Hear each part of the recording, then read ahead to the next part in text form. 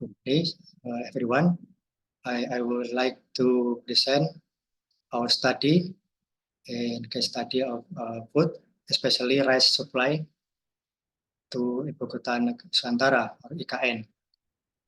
It is our study until now in the progress of our study.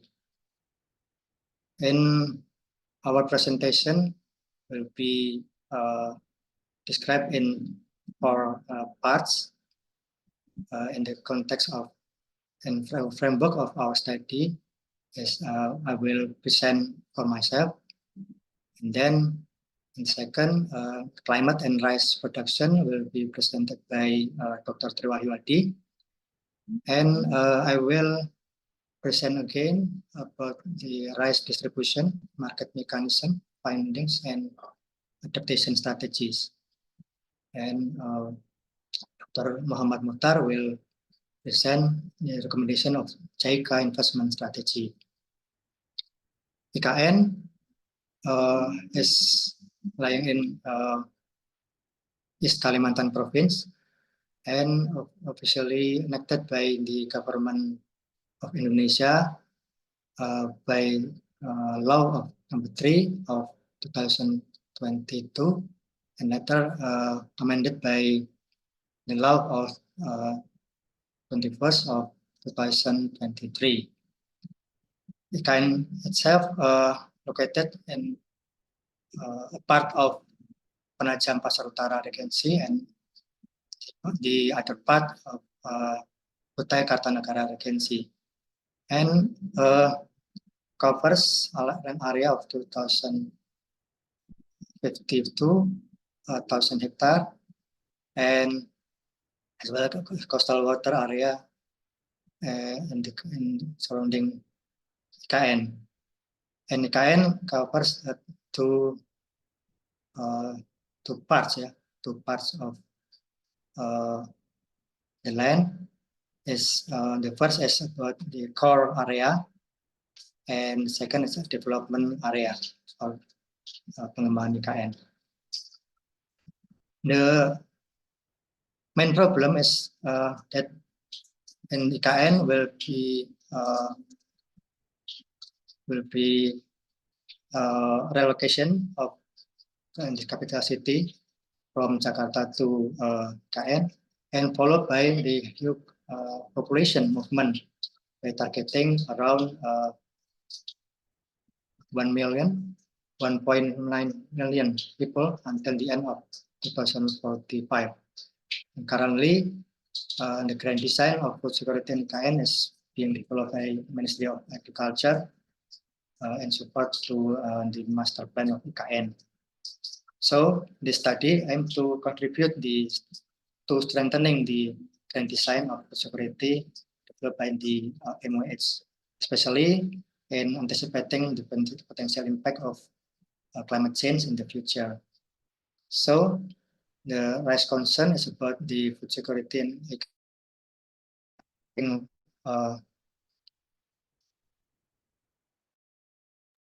food, especially rice, has to be met.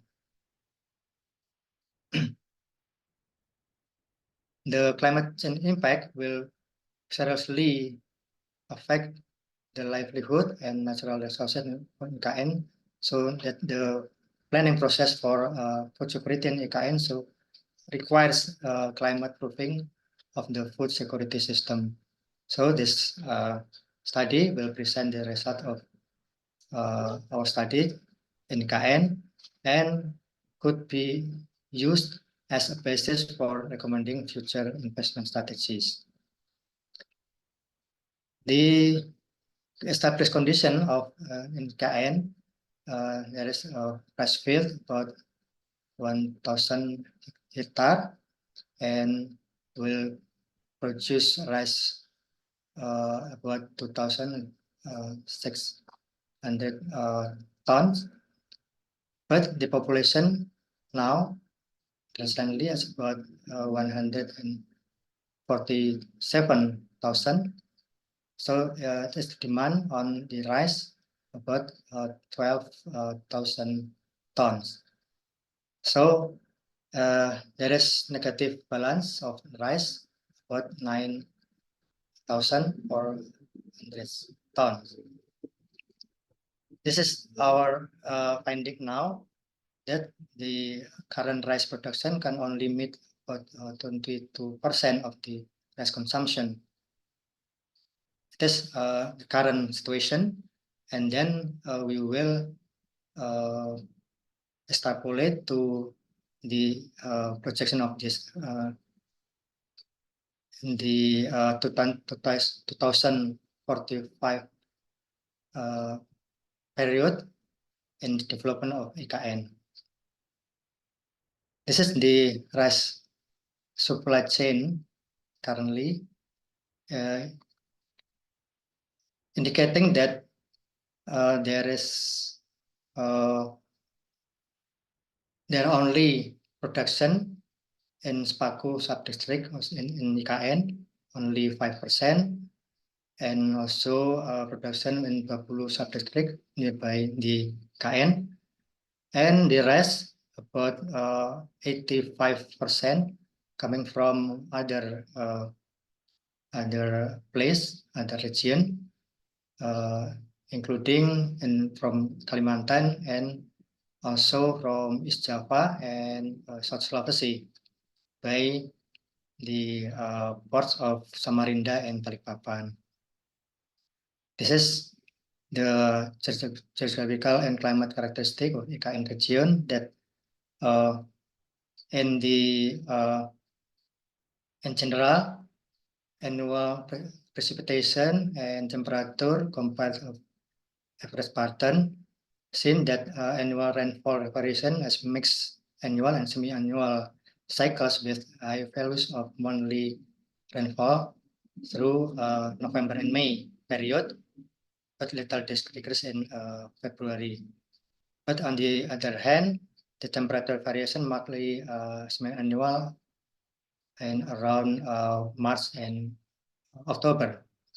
This is the general climate characteristic in for IKN region.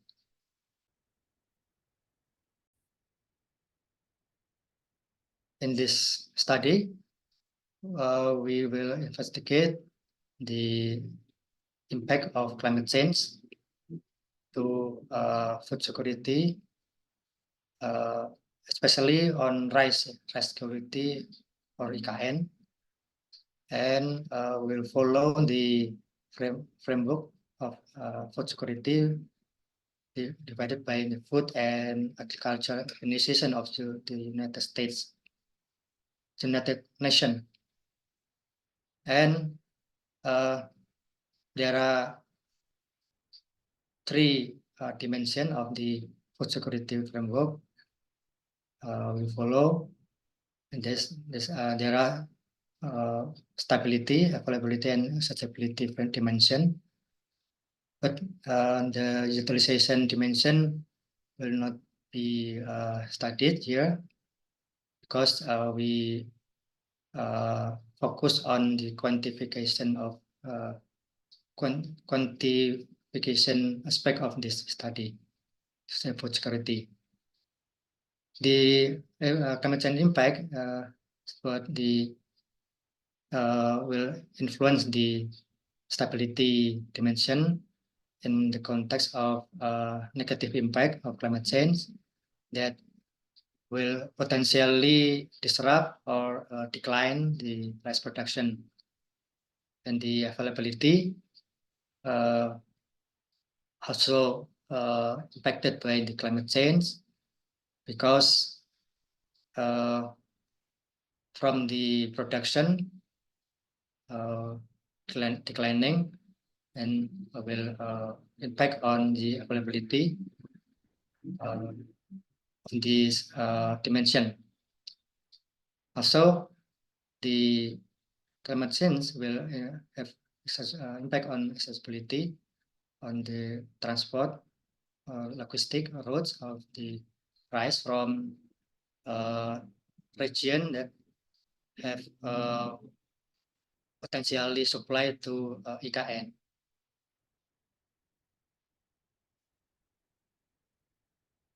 So the main guiding question is for the existing condition of rice supply system in KN, and yeah, refers to the rice balance in this left, and also the rice supply chain in the right, indicating that the food security and KN will be highly dependent on rice supply from a supplier region or province, with only small contribution from local production. In this context, can this system guarantee the food or rice security in IKN with the projected population growth to IKN until 2045, while also taking into account the negative impact of climate change? This is the main guiding question of this study. The study will follow the tier approach for the study step by step,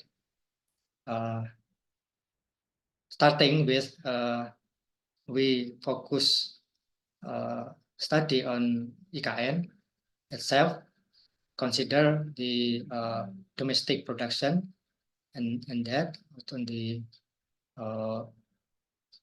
to fulfill the demand of the IKN population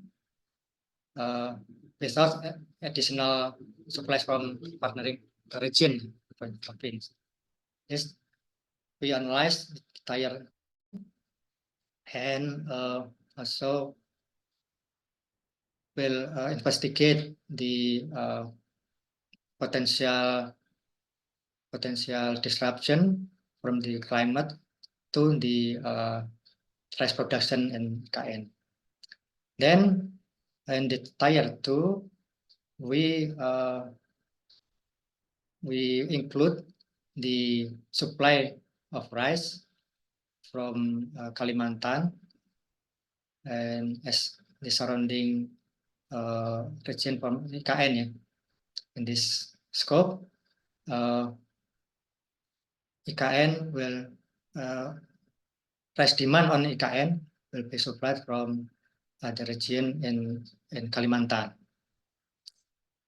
Then in the step or tier 3, there will be additional supply from Sulawesi Island,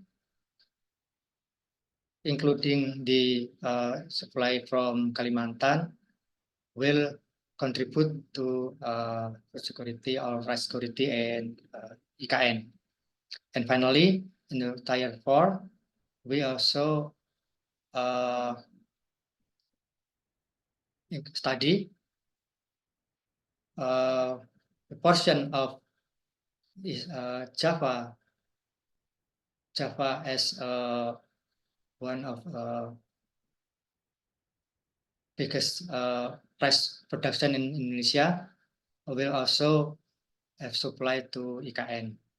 This is step by step of analysis from the IKN. And we also investigate on this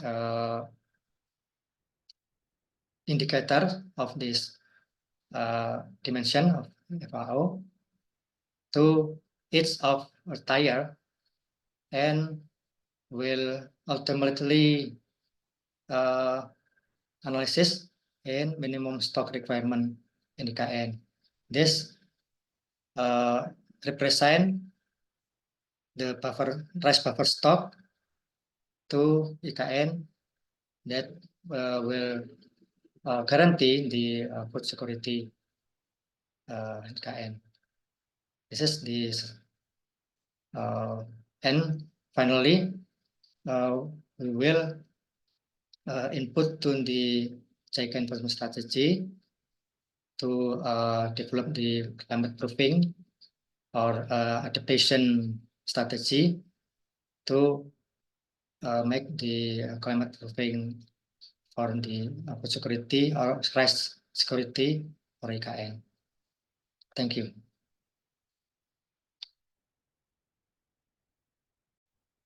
Okay, here I'm going to explain or present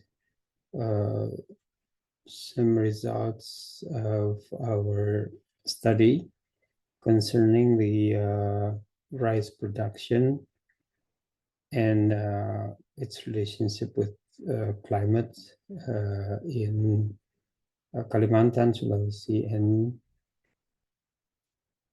East Java. So let me share my presentation. Okay, so based on or following the approach of the study, we used a four-tier approach, but in this case, I will only explain about the rice production. So for tier 1, the domestic rice production in Ikayan area.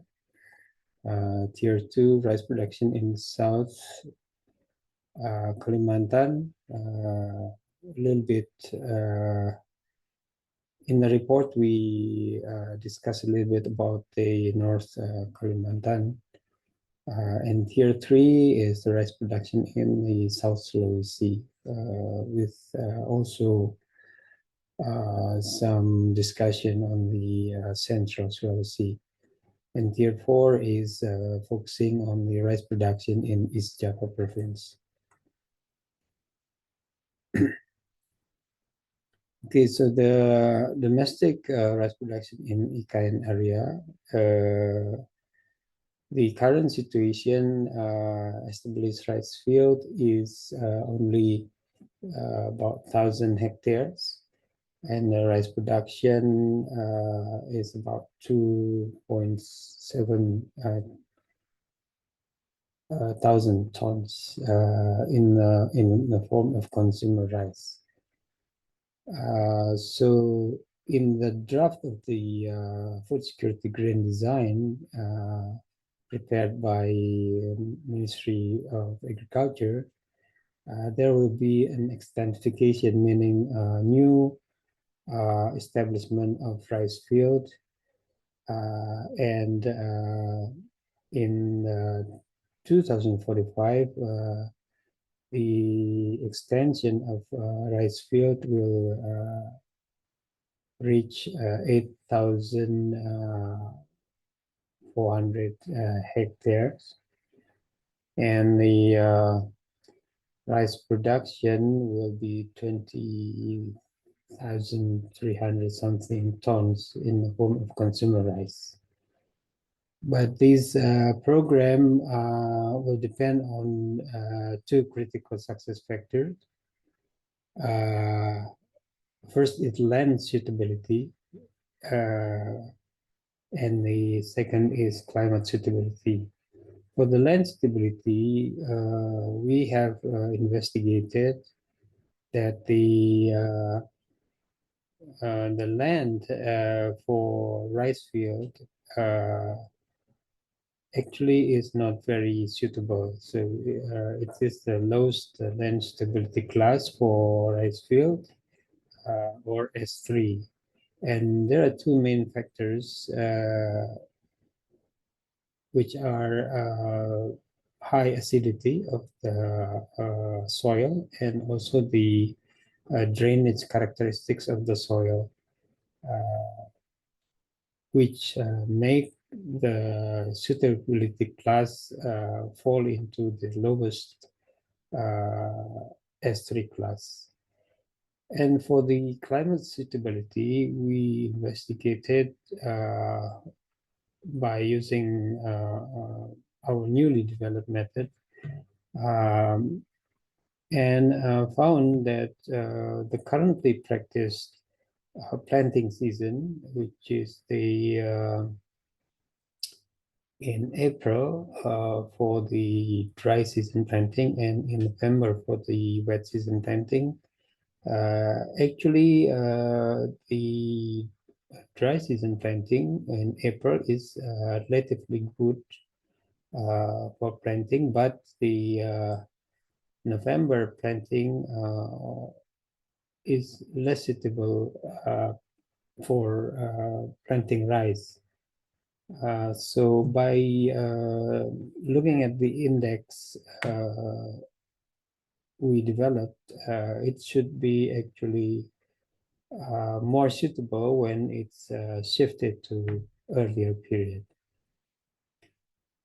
So by using the input from climatological data, we have simulated the crop yield for future yields in IKN. Of course, it involves the simulation in the baseline period, and then we analyze the change in the rainfall and temperature, and then its effect on the rice productivity and production. So we found that with current condition, there will be less productivity and less production of rice compared to the planned production in the food security grand design of MOA. So here our key findings and recommendations are we found that the land is in the low category of land suitability due to high degree of acidity and ineffective drainage. So we need programs for soil improvement and construction of drainage system. Second, currently practice crop planting calendar for the rainy season planting or wet season planting may need to be shifted to earlier periods. So this will need various programs such as the scheduling of resource allocation, and field instructors to tell the farmers to change their practice of rice planting.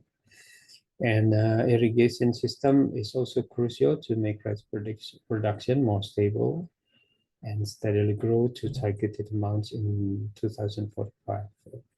Okay, so that's for the rice production in IKN. So now we move to the rice production in the Kalimantan Island. So if we map the data from the BPS Bureau of Statistics, so the only province in Kalimantan that has rice surplus is the South Kalimantan or Kalimantan Selatan, and we found that most of paddy fields are swampland in this area, and there are two types of swampland: the tidal swamp and the non-tidal or inland swamp.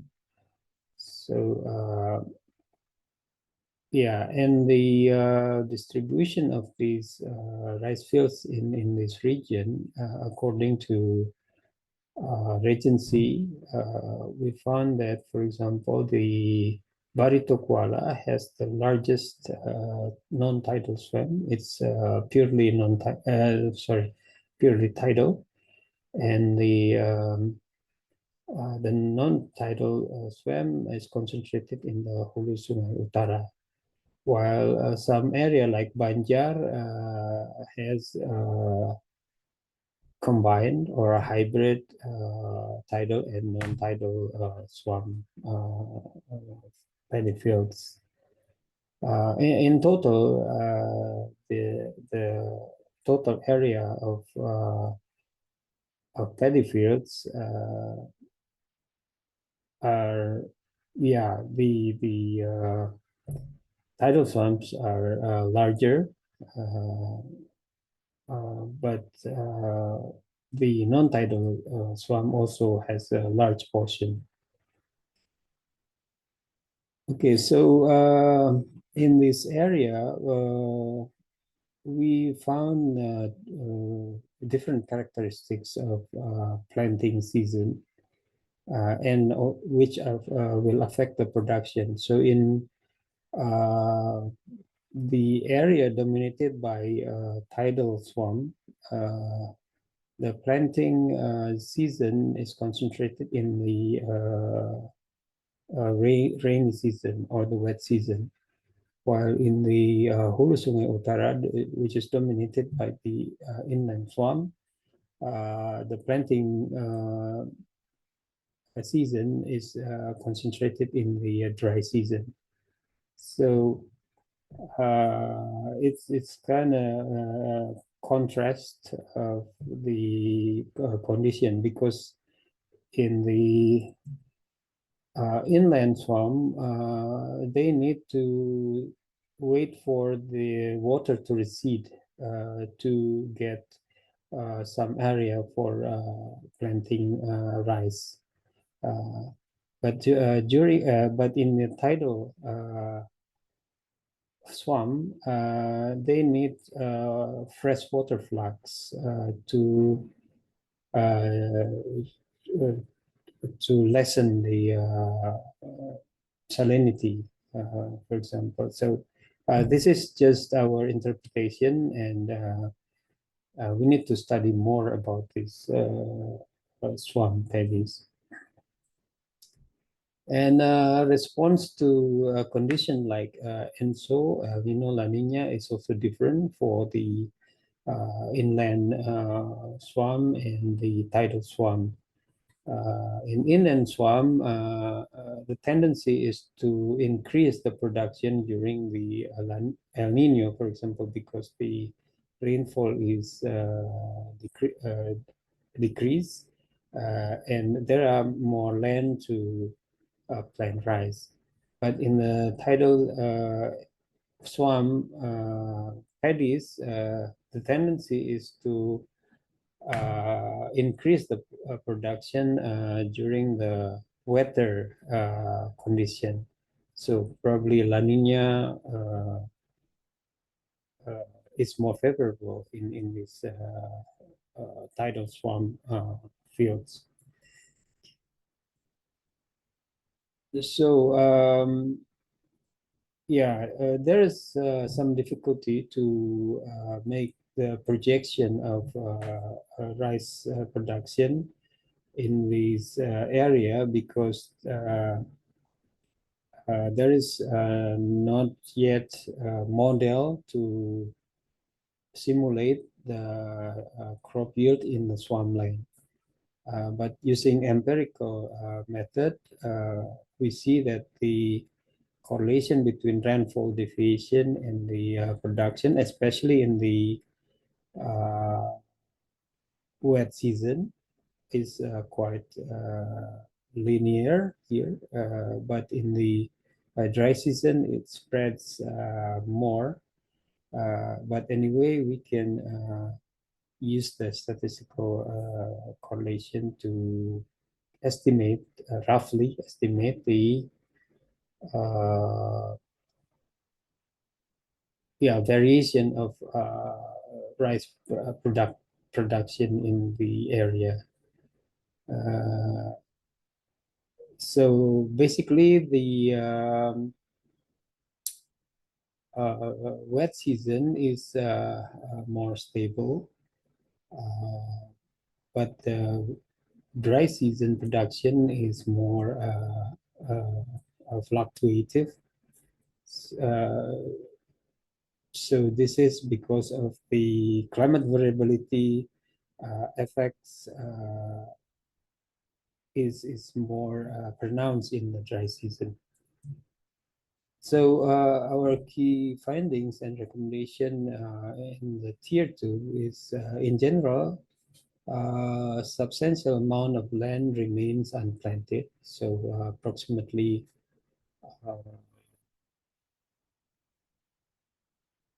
yeah,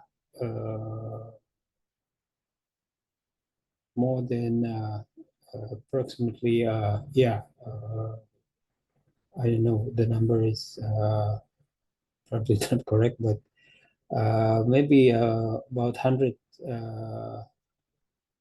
million hectares are currently unused. So in tidal swamp, there there could be a chance to expand areas planting in the wet season, but water management system is needed, especially to reduce the saline water negative effect on the rice. So like to prevent sulfuric acid and iron poisoning caused by pyrite oxidation in the rice field. So this will need some infrastructures. And for inland or non-tidal swamp, we found that the government programs in these lands or these paddy fields are still limited. So probably because of the more remote situation of the rice fields and also less developed communities. So water management system in non-tidal swamp might still be very traditional, relying on natural drainage and irrigation. So improvement of infrastructures to support older system,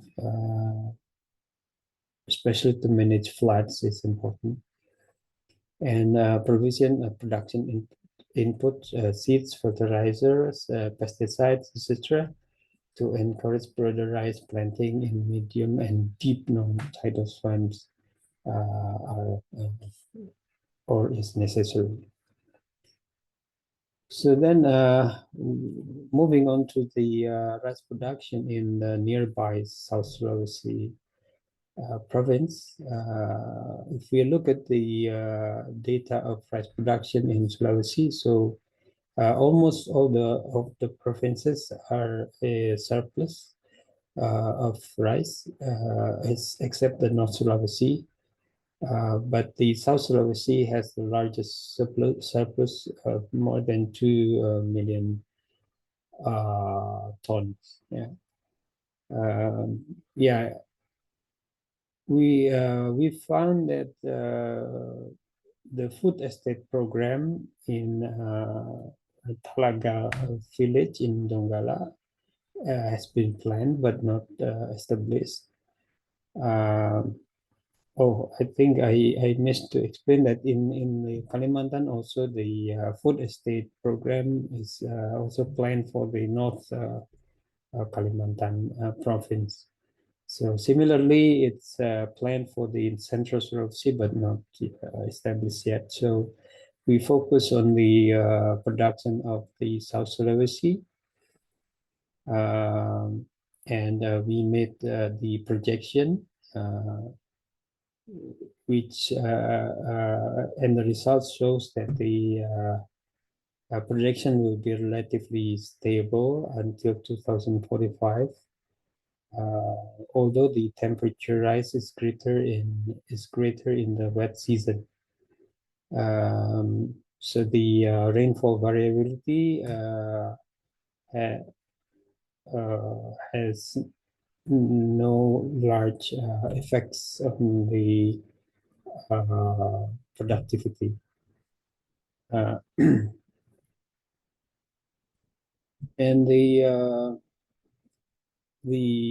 average productivity and production change are shown here. So it can be seen that the irrigation, so when we simulated the rain-fed and irrigated system, during the dry season, the rain-fed paddy fields are much more effective. Although in general we can see that there will be reduction in production due to the temperature rise and also the rainfall variation, with an average of about 13%. So this again highlight the importance of the irrigation to maintain productivity. And for East Java, yeah, we found the information that the from the BPS data that the rice supplies from Java to Kalimantan is from East Java, although actually the Central Java is the largest surplus area, but the surplus may be distributed to other regions in Java or maybe to other provinces.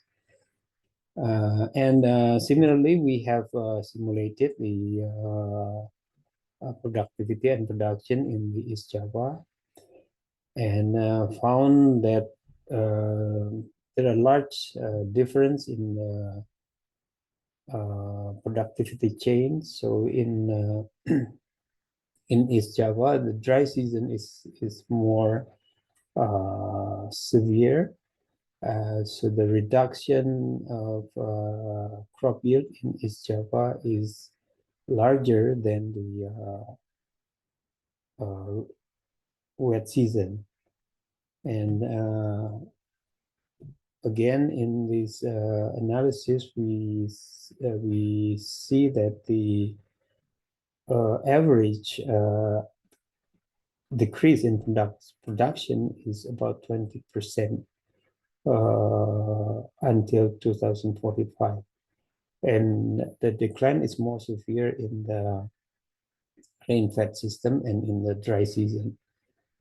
So our recommendation for the tier 3 and 4 is to use superior seeds to overcome the effect of climate change.